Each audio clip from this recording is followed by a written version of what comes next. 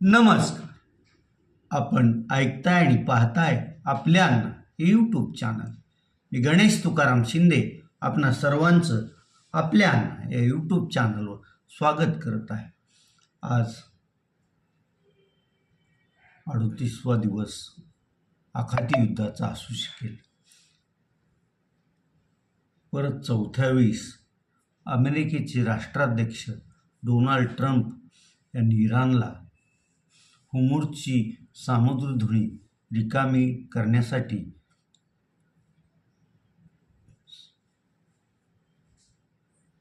सहा तारखेपर्यंतची मुदत दिलेली आहे. परंतु इराण होर्मुझच्या सामुद्रधुनीवरचं आपलं वर्चस्व कायम ठेवून आहे. तर इकडं धाराशिव जिल्ह्यात गेल्या 2 वर्षापासून हिंस्त्र श्वापदं खुलेआम फिरताना दिसत आहेत आणि ही हिंस्त्र श्वापदं शेतकरी बळीराजा यांच्या पशुधनाचं फडशा पाडत आहेत, त्यांना जखमी करतायत आणि शेतकरी बांधवांना लाखोंनी नुकसान पोचवत आहेत.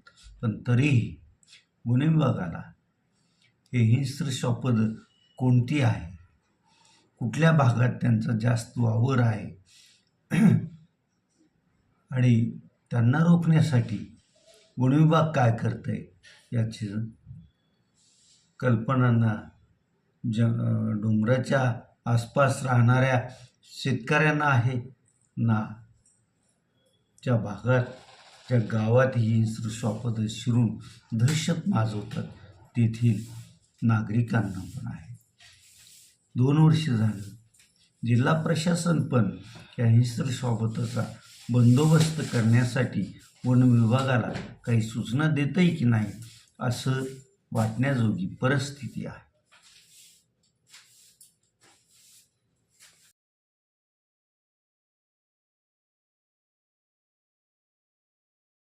दोन एप्रिल ते 3 एप्रिलच्या पहाटे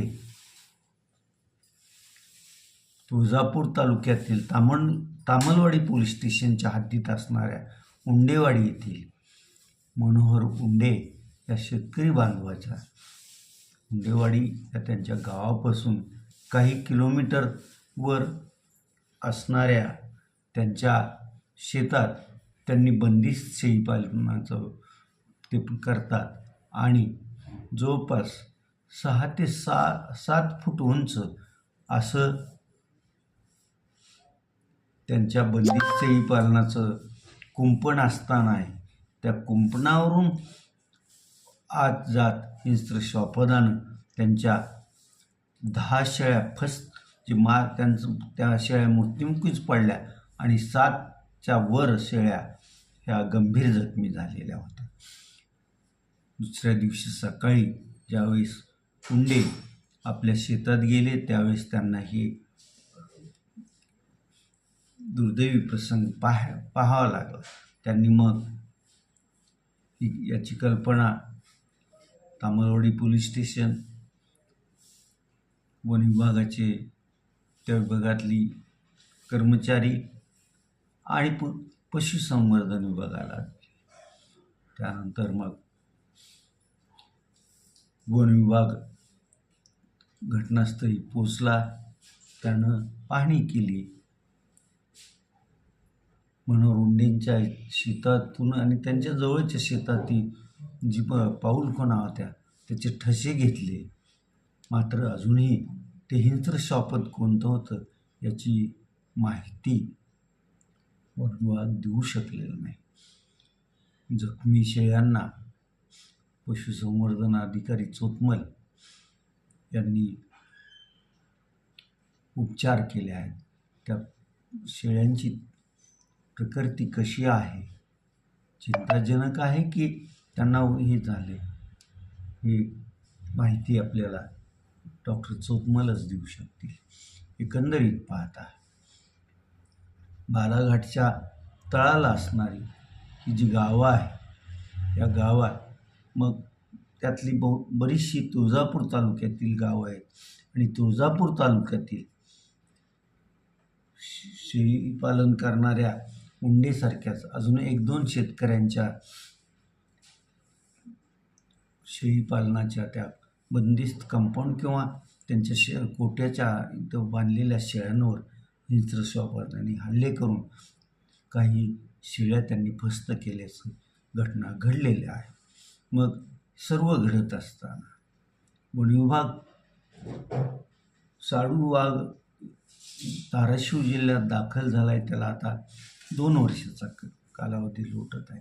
त्याच्या अगोदरपासून धाराशिव जिल्ह्यातील परंडा, भूम, कळंब, तुळजापूर, धाराशिव या तालुक्यातील परिसरात अनेक बिबटे वावरताना दिसून आल्याचं लोक सांगतात.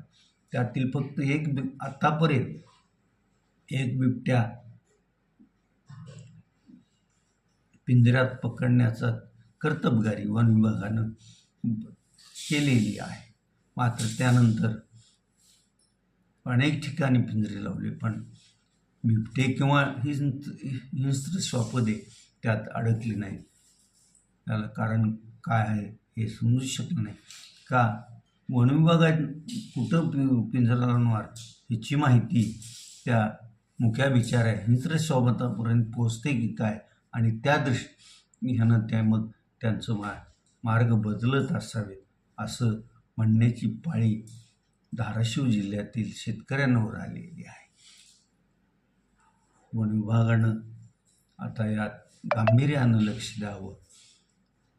शेतकऱ्यांना वेळी सतर्क करावं आणि हिंस्र शब्द मोकळ्या ह्याच्यात वावरात फिरणार नाहीत याची काळजी घ्यावी. त्यांना जंगलातच त्यांच्या खाण्यापिण्याची व्यवस्था करावी. म्हणजे या हिंस्र श्वापदाचा आणि मानवाचा किंवा मानवानं जी पशुधन त्यांनी सांभाळलं आहे त्यांच्यावर काही आपत्ती येणार नाही एवढं मात्र नक्की.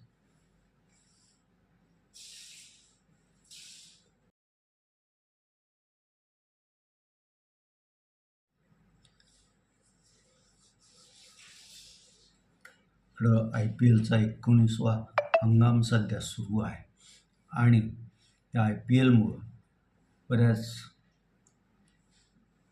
प्रकाशात नसलेल्या खेळाडूंना पण त्यात संधी मिळाली असून त्या संधीचं वैभव सूर्यवंशी असेल, आयुष म्हात्रे असेल, समीर रिझवी असेल असे खेळाडू सोनंपण करत असल्याचं आपण पाहतोय. त्याच धर्तीवर महाराष्ट्रात व्हॉलीबॉलची लीग स्पर्धा लवकरच सुरू होणार आहे. मेटोनेट प्लस व्हॉलीबॉल लीग असे या स्पर्धेचं नाव असणार असून एप्रिलच्या 15 तारखेच्या पुढून या स्पर्धा नव्या मुंबईत पार पडणार आहेत. या स्पर्धेसाठी लातूर एक संघ असणार आहे आणि या संघात धाराशिव येथील जवळपास 8 ते 10 खेळाडूंची निवड झालेली आहे. त्या मेटोनेट प्लस स्पर्धेसाठी जो चषक ठेवण्यात आला आहे त्या चषक सध्या महाराष्ट्रभर फिरवण्यात येत आहे. इथं नुकताच परवा धाराशिव जिल्ह्यात पण चषक घेऊन लीग स्पर्धा भरवणारे मंडळी आली होती. धाराशिव येथील छत्रपती शिवाजी हायस्कूलच्या मैदानावर धाराशिव कळंबचे आमदार कैलास घाडगे पाटील, त्याचबरोबर माजी मुख्याध्यापक शिक्षणतज्ज्ञ MD देशमुख, खो खो असोसिएशनचे चंद्रशेन देशमुख, व्हॉलीबॉलमध्ये अर्जुन पुरस्कार विजेते अंकुश पाटील, विक्रम भैया पाटील, महेश पोद्दार, रवी वाघमारे, राजू निकम आदी मंडळी चषक चषकाचं त्यांनी स्वागत केलं. आणि धाराशिव येथील ज्या खेळाडूंची या स्पर्धेसाठी निवड करण्यात आली आहे त्या खेळाडूंचाही आमदार कैलास घाडगे पाटील यांच्या हस्ते सत्कार करण्यात आला.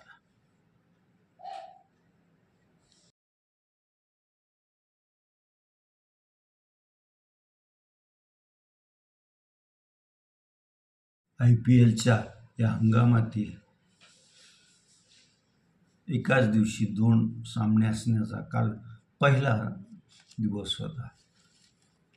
म्हणजे काल सॅटरडे डबल हेडर असं IPLमध्ये त्याला म्हणलं जात होतं. काल दुपारी मग मुंबई इंडियन्स विरुद्ध दिल्ली कॅपिटल या 2 संघात सामना झाला. यात प्रथम फलंदाजी करताना मुंबईनं 162 धावा केल्या होत्या. मुंबईला दिल्लीच्या गोलंदाजांनी धाव गतीला त्यांच्या व्यसन घातली होती. त्यामुळं राहुल शर्मा, सूर्यकुमार यादव यासारखे दिग्गज फलंदाज असतानाही मुंबई अवघ्या 162 धावा जमवू शकली होती. प्रत्युत्तर या 163 धावा करण्यासाठी मैदानात उतरलेल्या दिल्ली कॅपिटलची सुरुवात धडाकेबाज म्हणावी अशी झाली नसली तरी त्यांनाही मुंबई त्यांच्या धावगतीला व्यसन घालते का असं चित्र असताना दिल्लीचा 23 वर्षीय युवा खेळाडू समीर रिझवीनं एक बाजू लावून धरत उत्कृष्ट फलंदाजी केली आणि त्याच्या जवळपास 90 धावाच्या जोरावर दिल्लीनं मग मुंबईवर मात केली. दुसरा सामना झाला तो राजस्थान रॉयल विरुद्ध गुजरात टायटन्सच्या ह्याच्यात. राजस्थाननं सुरुवातीला फलंदाजी करताना 210 धावाचा डोंगर उभारला होता. हा डोंगर उभारताना त्यांना त्यांचे सलामीचे फलंदाज वैभव सूर्यवंशी आणि यशस्वी जयस्वाल यांनी जो दणका गुजरात टायटन्सच्या गोलंदाजाला दिला होता त्यामुळं त्यांचा पाया व्यवस्थित झालेला होता. मात्र पुढं अचानक गुजरातच्या गोलंदाजांनी त्यांना मधल्या फळीला अडकवलं. तरीही त्यातून ध्रुव जुरेल यानं 70च्या वर धावा करत आपल्या संघाला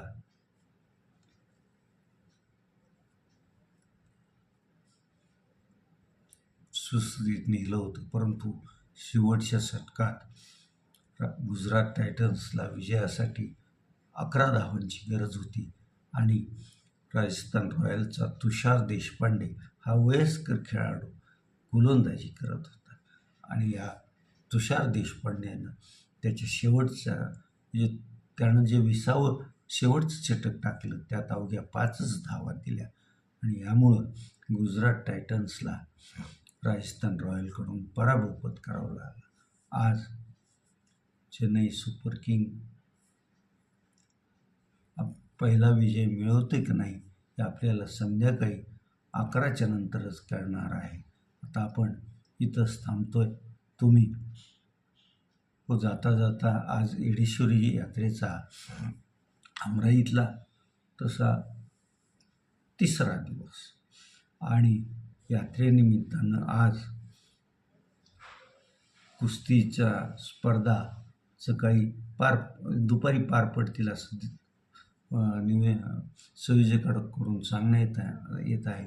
या स्पर्धेला येरमाळा परिसरातील त्याचबरोबर महाराष्ट्रातील अनेक नामवंत मल्ल उपस्थित राहणार असल्याची माहिती पण देण्यात येत आहे. आता आपण इथंच थांबूया.